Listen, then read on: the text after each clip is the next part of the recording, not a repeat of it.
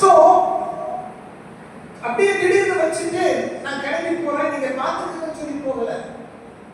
உங்களையும் என்னையும் உலகத்தில் வைத்திருக்கிற அதுவும் இந்த கோடல் திரும்ப திரும்ப கோடல் மாறுபடும் சொல்றதுக்கு காரணம் பின்னாடி வரும்.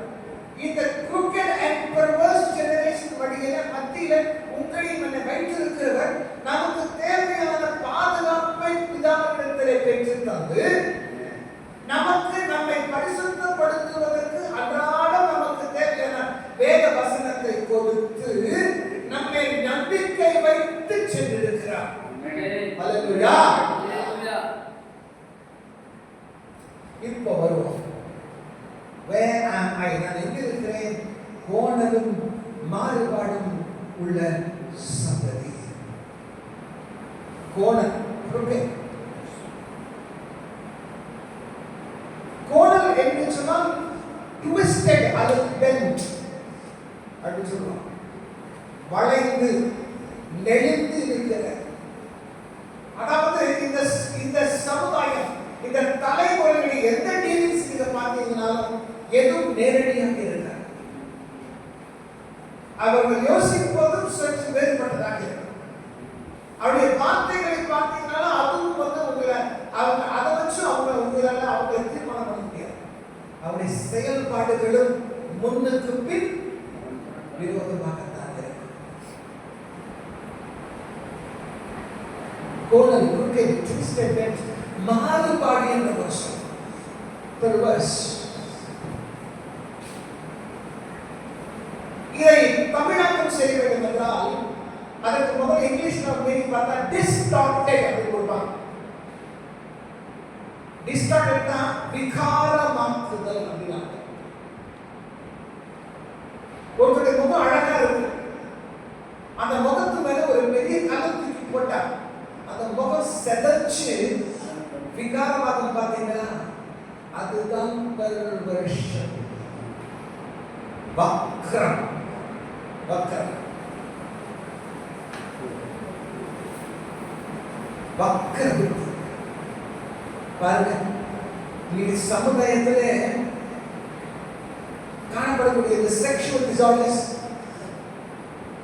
இயற்கைக்கு விரோதமாக செயல்படுகிற கூட்டம். அப்படி இயற்கைக்கு விரோதமாக செயல்படுகிற கூட்டத்தை ஆதரிக்கும் அரசியல் கட்சிகள், அரசாங்கங்கள் சட்டங்கள் தீட்டி சட்டங்கள் பாராளுமன்றங்களிலே நிறைவேற்றப்பட்டு அவர்களுக்கும் பாதுகாப்பு கொடுக்கப்படுகிறது. நாம் எங்கு போய் கொண்டிருக்கிறோம்? இந்த சமுதாயம் அதல பாதாளத்தை நோக்கி ஓடிக்கொண்டிருக்கிறது. இந்த அதல பாதாளத்தை நோக்கி ஓடிக்கொண்டிருக்கிற இந்த சமுதாயத்தின் ஓட்டத்தை கொஞ்சமாகிலும் தடை செய்வதற்காகத்தான் நீங்களும் நானும் வைக்கப்பட்டிருக்கிறோம். ஹல்லேலூயா. Where am I? இந்த கோணல் மாறுபாடு இந்த சந்ததியை பற்றி ஒரு சில வசனங்களை பார்ப்போம். ஏசாயா தீர்க்கதரிசியின் புத்தகம் 59ஆம் அதிகாரம், Isaiah 59 வசனங்கள் 7 and 8.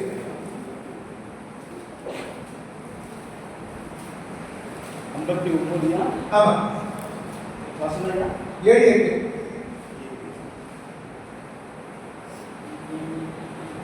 அவர்கள் நாள்கள் பொல்லாப்பு செய்ய ஓடி குற்றமில்லாத இரத்தத்தை சிந்தி தீவிரிக்கிறது. அவர்கள் நினைவுகள் அக்கிரம நினைவுகள். நினைவுல ஆரம்பிச்சு சொல்லுக்கு வந்து செய்யலாம். எப்படி இருப்பாங்க அவர் நினைவுகள் அக்கிரம நினைவுகள்? அப்புறம் படிக்க வாழ்க்கடிக்கும் அழிவும் அவர்கள் வழிகளில் இருக்கிறது. எப்படி வாழ்க்கடிக்கும் அழிவும் அவர்கள் வழிகளில் இருக்கிறது? கற்று அவர்கள் நடைகளில் நியாயம் இல்லை. நியாயம் இல்லை. தங்கள் பாதைகளை தாங்களே கேடாக்கி கோணலாக்கி கொண்டார்கள். எப்படி?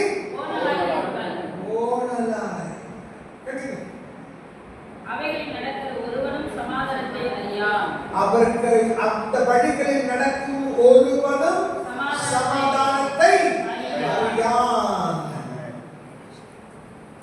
இன்றைய சமுதாயம், இந்த சமுதாயத்தை எவ்வளவு அழகா பிக்சர் பண்ணி காட்டியிருக்காங்க. இன்னொரு வசனம் பார்க்கலாமே. 1 யோவான் 3:10. 1 யோவான் 3:10.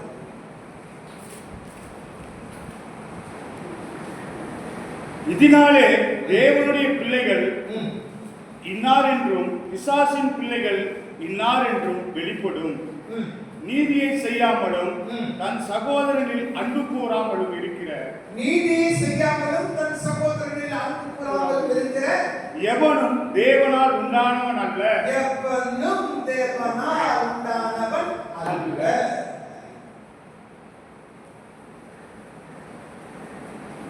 இன்னைக்கு இந்த சமுதாயம் அன்பு என்கிற அந்த சொல்லினுடைய அர்த்தத்தையே மாற்றி புரிந்து கொண்டிருக்கிறது. மிஸ்இன்டர்பிரேஷன். நீதி என்று சொன்னால் இந்த சமுதாயத்தை பொறுத்த மட்டிலே சுயநீதி, செல்ஃப் ரைச்சியஸ்னஸ். அவனை காட்டு நான் பரவாயில்ல, நான் அவன் அளவுக்கு மோசம் இல்லை, அவன் அளவுக்கு கேவலம் இல்லை. எப்படி கம்பேரிசன் வச்சுதான். நீதிபதிகள் 2ஆம் அதிகாரம் 11ஆம் வசனம்.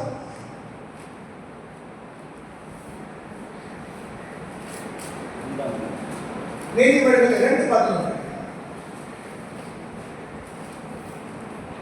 நல்ல யோசனை உன்னை காப்பாற்றும். நல்ல யோசனை உன்னை காப்பாற்றும். புத்தி உன்னை பாதுகாக்கும். அதனால் நீ துன்மார்க்கருடைய வழிக்கும் மாறுபாடு பேசுகிற மனுஷனுக்கும் அந்தகார வழியில் நடக்கிற நீதி நெறிகளை விட்டு தீமை செய்ய மகிழ்ந்து துன்மார்க்கருடைய மாறுபாடுகளில் பணிபுரிகிறவர்களுக்கும் மாறுபாடான பாதைகளிலும் கோணலான வழிகளில் நடக்கிறவர்களுக்கும் நீ தப்புவிக்கப்படுவாய். இந்த கோணல் அண்ட் மாறுபாடு உள்ள இந்த தலைமுறையுடைய செயல்பாடுகள் எல்லாம் எப்படி இருக்கும் என்பது இங்கே வெளிப்படையாக நமக்கு காணப்பட்டிருக்கு.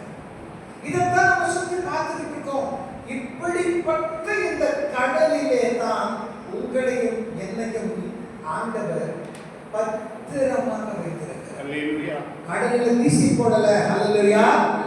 கடலில் வீசி போடலைங்க, நம்மளை பத்திரமா பாதுகாப்பா கிறிஸ்து இயேசு என்கிற பேழைக்குள்ளாக வைத்து வைத்திருக்கிறார். Where am I? I am in the midst of a crooked and perverse generation. கோணல் மாறுபாடு ஒரு சந்ததியின் நடுவிலே நான் வைக்கப்பட்டிருக்கிறேன்.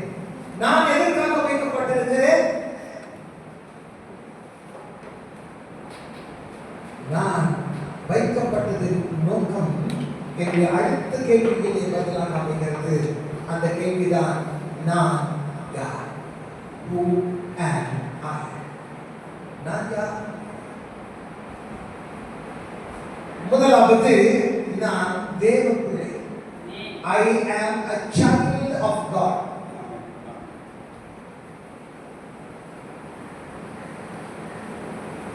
யோவான் 1ஆம் அதிகாரம் 12வது வசனம்.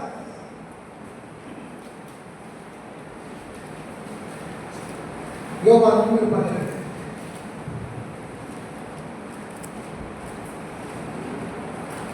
அவருடைய நாமத்தின் மேல் ஆண்டவராகிய இயேசு கிறிஸ்துவின் நாமத்தின் மேல் விசுவாசமுள்ளவர்களாய் அவரை ஏற்றுக்கொண்டவர்கள் எத்தனை பேர்களோ அதான் நல்லா அழுத்துங்க. அத்தனை பேர்களும் தேவனுடைய பிள்ளைகளாகும்படி அவர்களுக்கு அதிகாரம் கொடுத்தார். கரங்களை தட்டி தேவனை படுத்துவோம். நீங்களும் நானும்